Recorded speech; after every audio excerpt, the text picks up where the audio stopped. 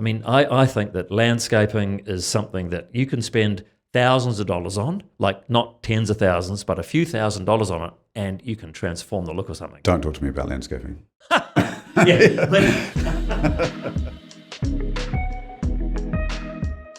Welcome to The Lowdown, Wellington's #1 real estate podcast. I am back again with my good friend and colleague, Adam Coburn, and we are here to talk about how to get your house sold in a buyer's market, which, you know, the reality is we're in, and we've been in for a few years, haven't we, Adam? So important topic for people out there. What are your thoughts on it?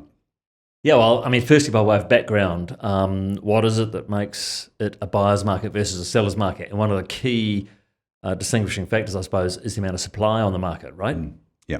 So I just checked, as of when we were recording it today, in Wellington City, jump on Trade Me, we got 991 listings for sale on Trade Me in Wellington City. Wellington City, Tawa to Seatoon, so 991 listings on the market.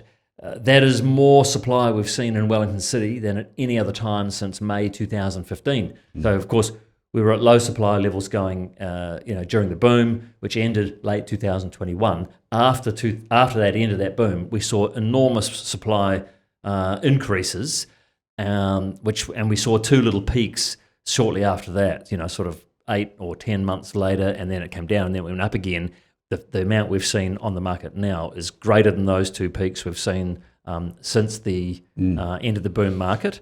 And as I say, more supply in Wellington City than we've seen any time since May 2015. So that's a long time, nearly 10 years. So even though there's a little bit of optimism out there with interest rates lowering and stuff like that, that's most likely that's actually going to mean it's harder to sell a home over the next few months than it has been, right? Like that in the last few months. Sure. The more competition you've got out there, the more supply. Reality is your property is one of many, one of 991. Yeah. So that's like compared to earlier times. It's like an ocean of supply out there. So more choice spreads the buyers thinner, and it's harder to get competition, harder to get your house sold. The key, I think, is how do you compete to get your share or more than your share of buyers' attention? Also, before we go there, what's the lowest amount of, because you think about it, what's the flip side? Just to give people a contrast of how much better it can be. Yep. What, in terms of like less competition, how low did things get? So, I don't track it every day, but I have been tracking Trade Me numbers since about 12 years ago or so. And the lowest I can see in Wellington City was 323 in July 2021. So that was like the absolute nadir, if you like, of the boom market. That's when activity levels started to slow down. Yes. The technical peak in values was October, but the lowest supply point was 323 in July 2021. Yeah. So we're now at more than 3 times that level. So it's a greater than 200% increase in the amount of supply. So for every one listing that was on the market in July 2021, we've now got more than 3. Yeah. No, that contrast is powerful for understanding how different it is today, right? Yep. Huge difference in the landscape. And we really feel that. So, if you're advising a seller right now, what do you think the key sort of features or points are that they need to think about to really operate well or to get sold in this market? So, I think that the same principles that always work in other markets still apply, just to a greater degree, just to a much greater extent, right? So it's still all about pricing, presentation, and marketing. Pricing, presentation, and promotion. Yeah. Right. Yeah. The three Ps. Yeah. So obviously you go all out and aggressive on your marketing campaign. Great photographs, really aggressive campaigns on the key websites. Great direct marketing campaign as we really we like to use with our database and so on. In terms of the things that are in the control of the vendor's control, there's really no room for unrealistic pricing. If something is just priced unrealistically, the price is above where the market perceives good value, it's just chances are it's going to be high and dry. So this is probably one of the key ones, right? As the market is going down, a lot of sellers get left high and dry because they're still anchored to expectations from the peak of the market, and then of course they don't adjust quick enough, and of course then the property becomes stale. And then ironically, of course, they end up, if they are motivated enough to eventually accept a price, they're probably going to end up accepting a price that's lower than they would have got had they got the pricing right at the start. Yep. Because of the way that real estate works, the shelf life, the fact that people punish the property if it's been on the market for a long time. Buyers do, and then you have to drop, and eventually get sold, right? And that's what the data we've seen shows, isn't it? It's, after the peak in pricing is between 15 and 18 days on the market. Now, that's a surprisingly short period of time. Most people, I think, that's peak as in best price. You receive best the price, best price. correct. Yeah. After that point, on average, and now, of course, is your property average or not? But all we can go on is the norms, right? On average, price slowly erodes from that point. So obviously pricing is a key one, and particularly when, if you think about the loss aversion that we have, like we had, we had for ages, we've had rateable values that have been, probably 25 to 30% higher, or 30% higher actually, than on average than sale prices. And of course, when owners are sitting with this bit of paper that says my house is worth X, there's sort of a loss aversion of accepting an offer means I'm kind of realizing some loss when it's not actually a loss, right? Like, I mean, it's an unrealized loss. I don't think people can it's subconscious though. Believe it. Or I don't think people think it's realizing a loss. I think they think it's taking a loss, or they're making a loss in that moment. Yeah, that's what I mean. They've actually lost it ages ago, right? Yeah. The money's gone. The equity's gone. The value of the property collapsed until sort of July, August, September 2022. A long time ago now. Yeah, that's right. Yeah. But when the rateable values come out and they are 24% lower than the previous one, that sort of crystallizes in everyone's mind, and all of a sudden you get these articles coming out in the media saying Wellington values have dropped by 24%. None of that was 2 years ago. So here's an interesting, I think there's an interesting insight on pricing that I know from 25 years of doing this day in, day out, that I think is really counterintuitive for owners. And that is that when you're fishing in the pool of real estate, buyers, if you fish slightly too high, the owner instinct is always, well, someone can always make me a lower offer, right? They always say this, like, well, hang on, but someone could just make me an offer that's lower if it's worth less. But the thing that people miss, I think, is the relativity. So, when you're selling a property, obviously you're in a bit of a vacuum where all you get is to think about is the house that you're selling. Whereas the reality is buyers are out there and they've got all this choice. So everything is relative. It's like buyers are just going from each one, they're just comparing them. And what I've noticed is if you fish slightly too high, if buyers can afford something better or, that they perceive as being better, they'll just go for that, right? They're not going to go. You can't drag buyers down or make them buy a cheaper house, But if someone falls in love with something, they will borrow and find the money, or go to the bank, or go to the bank of mum and dad, or whatever, to get a better house.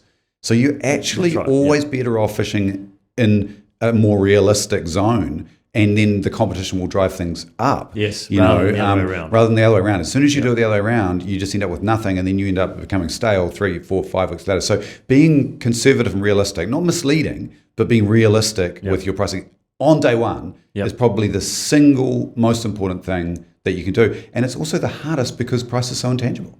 So even with all the bias, and even when you remove all the bias and you have a perfectly objective person, they can still get it wrong. 100%.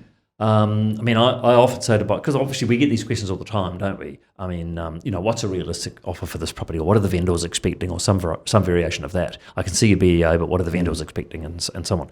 I say to people, look, I almost 100% of the time, I'm going to get the BEA wrong. I'm going to get the pricing wrong. I'd rather be wrong on the low side than on the high side. Like you say, if to use back to the fishing analogy, you drop that bait into the pool of buyers.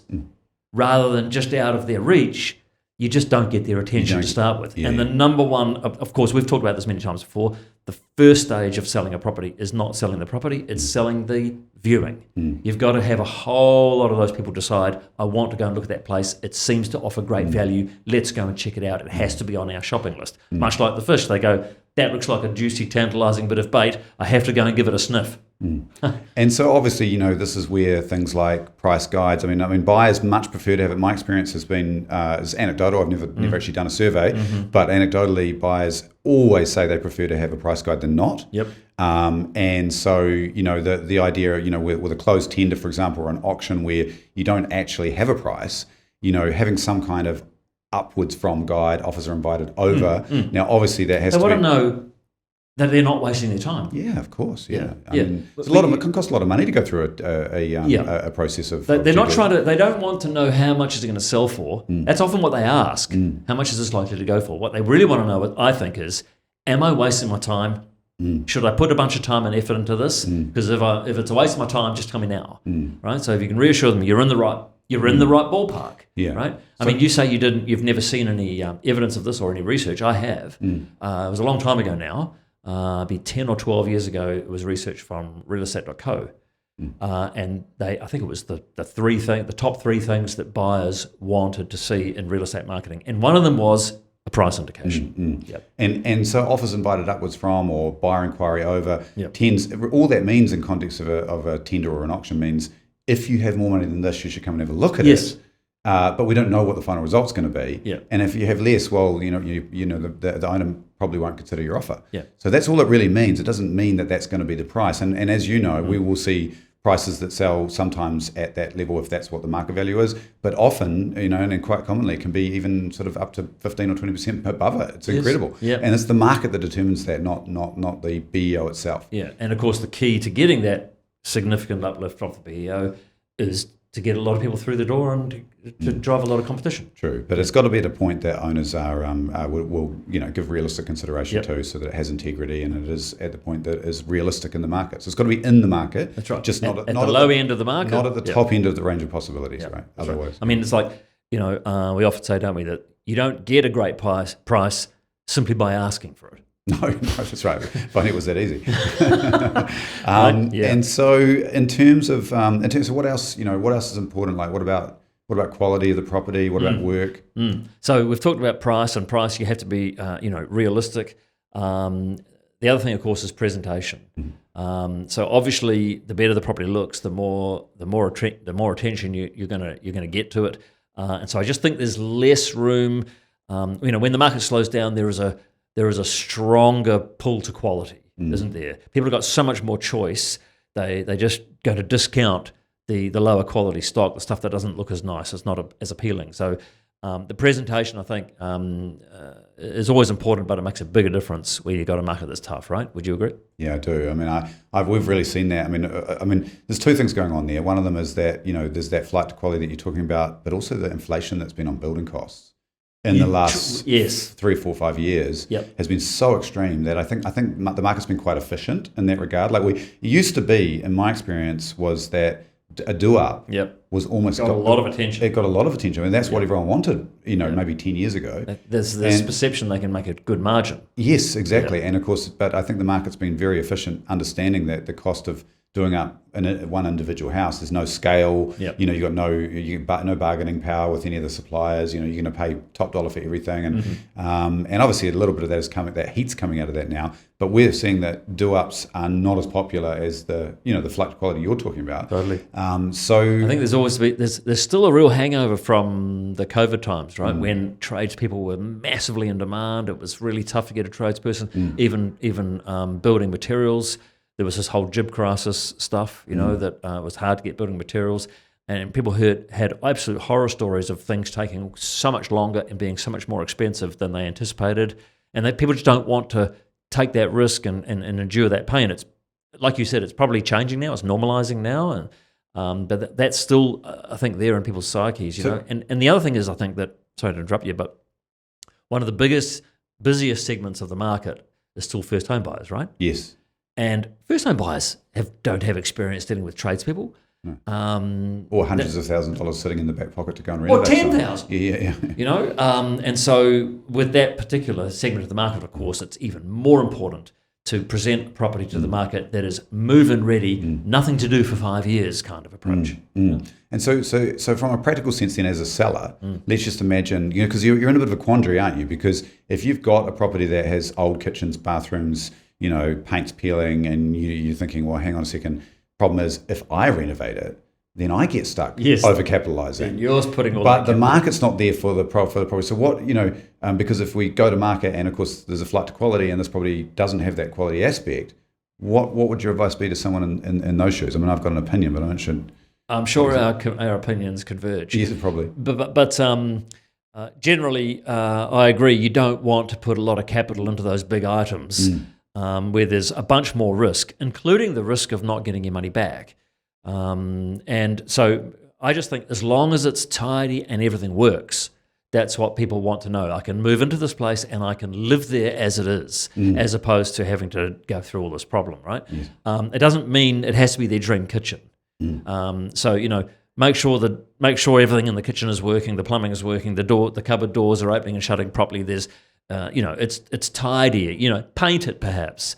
Change the cupboard doors, maybe the handles, make it look a little, a presentation over renovation. Exactly right. So have the existing kitchen be as presented as well as it can be. New, maybe not even new doors. I would suggest new handles, new cupboard knobs, and so on, and a coat of paint, that sort of stuff. And so maybe the other side to it too is leave the big items, apart from doing what you're saying, which is absolutely brilliant. I mean, that's right. Just make it as presentable and as tidy as possible, as usable as possible. Remove the objections. But then on the wider house, focus on, because there are ways to make things look really nice, really livable, and that someone can come in and enjoy it for relatively cheap. So I would say, the old paint paper carpet type stuff. If you spend maybe 20. 10, 20, 30. Maybe you paint the interior, do the carpets, if it really needs it, a real doer-upper. Leave the big items, but make them as presentable as possible, and then stage it, and then make sure house wash, gardens are done, all that sort of stuff. That's as far as you probably want to go, would you say? Yep, but I you agree. can make it look really sharp. Then if you've got a kitchen and a bathroom, for example, that's pretty dated, and it's certainly no one's dream kitchen, dream bathroom, but everything still works, then the proposition to the purchaser is, look, you don't have to do anything. You move in, you can live in it as it is, and over time, you can transform that bathroom into your dream bathroom when your budget permits. And that's the fun stuff. That's the fun stuff too. Yeah. Because I think, you can put the money in and your effort into that, and you make it your own, and the effort that you're putting in is absolutely directly noticeable. Yeah, exactly. Yeah. So price is what you pay, value is what you get. And for the person who's living there, not selling it, it's a different calculation, because they can still be rational in knowing that even if they get 70 cents back on every dollar, they're going to get the use out of a brand new kitchen that's theirs, that they've made the colours that they want, or things that they get. And so the calculation is different for them, right? Yeah, totally. So it's that's the way to sell it. They're not doing it to get their money back or to make a profit on it. They're doing it to make the home a home they love. Exactly. Yeah. That makes perfect sense. And I also just think things like your landscaping. I mean, I think that landscaping is something that you can spend thousands of dollars on, like not tens of thousands, but a few $1,000s on it, and you can transform the look of something. Don't talk to me about landscaping. I'm not suggesting someone puts in a swimming pool, Greg. I'm just. I had a project that was meant to take 5 months, took 19 months. So it's a sore point for me. But right. So in terms of selling a property, what do we mean by landscaping? We're not talking about removing topiaries. I'd say gardening. Light touch landscaping. Yeah, that's right. But you're right. You can make it dramatic. I mean, putting some bark in, putting some colourful flowers or some pretty shrubs, cutting back bushes to open up lawn that's areas, right. And taking the foliage back from your house to let the light into the windows. Water blasting the paths, cleaning all the concrete. That sort of stuff. Absolutely transform a garden, right? Or the way a property looks on the photograph, and also as you're approaching the front door. Yeah. I mean, on that basis, the front porch. Yeah. Not a single person will look at that house without paying close attention to the front porch or the front door. Yeah. Make sure that's tidy. Other parts of the house, a lot of people won't notice it. You can forget about them. I tell you something that really interests me is how much of a believer I have become on staging. Yes. I mean, if you'd asked me 20 years ago, when 5 years into this game, what a waste of money. It just seemed like a total waste of money. It didn't really matter either way. Doesn't change the house.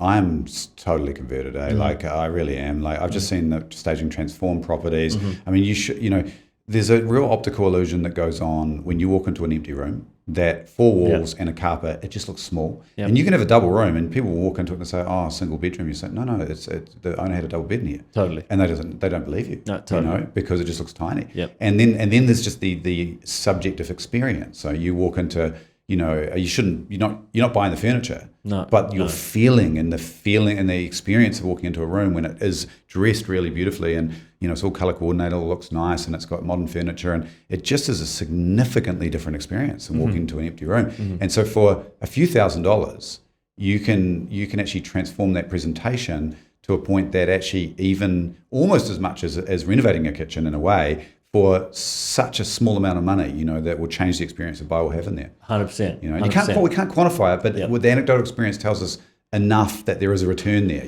Well, I mean, I sort of explain it to myself in my purely overly logical way by saying I think that a buyer, when they're looking at a home, they want to imagine their life there. We don't live on the floor.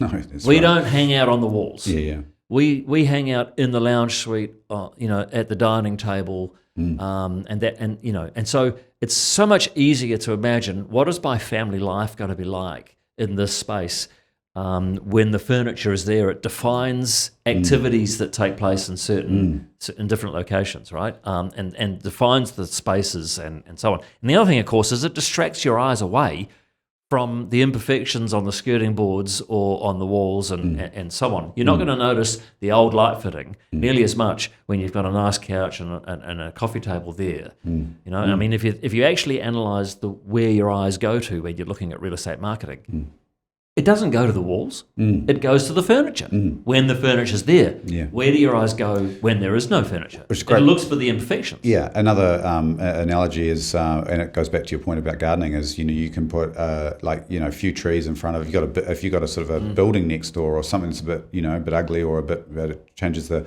feeling out there. You put a few trees, even if they don't totally block it, your eye goes to the trees and it just makes it feels so much better, and you can make small adjustments like that can really change feeling as well for just a few $100, few pittosporums or something. So everything we're talking here is price, presentation, promotion, right? Focusing really on the price and the presentation. I mean, anything else you want to talk about that in terms of? I mean, I suppose one thing that's obvious to us, I think, is that in a market like this, you really don't want to be a seller that's just testing the market, right?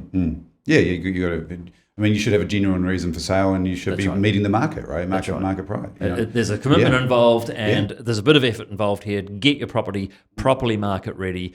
Get it properly priced in the market, not above the market, and take cues from the market quickly.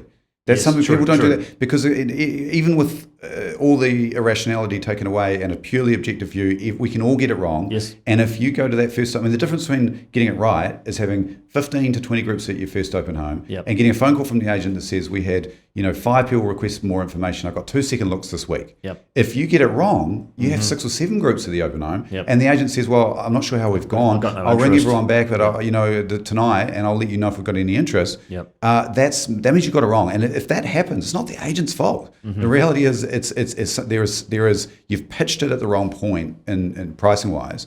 Or at least if it is the agent's fault, it's a collective decision to go in at that price, and and so you've got to work as a team. It's not the agent here, market here, and you here, and you're all fighting. It's one team, the agent and the owner on the same side. We look at what the market reaction was, and we make decisions quickly because the speed is important if you're going to adjust anything, right? How do we adapt as quickly as possible to the reality of the feedback we're getting back from the actual landscape? Exactly, right? yeah. And it's oftentimes, you can understand it. A seller has got their pride and joy on the market, and the first open home comes back, and like you say, it's 5 groups, it's 6 groups. There's no real hot, strong interest coming out of this. That is, that's heartbreaking. Yeah. It's heartbreaking for a vendor, and so it's natural for the vendor to look for other reasons to blame that lack of interest on. Maybe it was raining, maybe it was a public holiday weekend. The vast majority of the time, it is not that. It is that we've just positioned the house incorrectly in the market. And on that basis, the last tip before we wrap up, I reckon, is that you have to be careful about appraisals. Really, like you get a couple of agents in and you get 2 appraisals. That is so true. Going for the highest appraisal is such a natural. It's so you can be subconsciously biased by it. You can say, I'm never going to do that. I'm going to go with the person with the best strategy who I connect with. And then someone's got a higher appraisal, you can easily tip that way. Anyone could do it. Yep. And the problem is in this market, if it's too optimistic, you're on the back foot and you could end up ending a lower price than you would have got if you'd gone with a more realistic agent at the start. So you've got to be so careful. Yeah, it really is. It's actually damaging. Yeah. That's right. Yeah. No, I thought I had something very important to say there, but it's gone. Adam, a pleasure as always. Thank you. That was the lowdown. Tune in again next week. We're going to do it again, and please like and subscribe. Thank you so much. See you next time.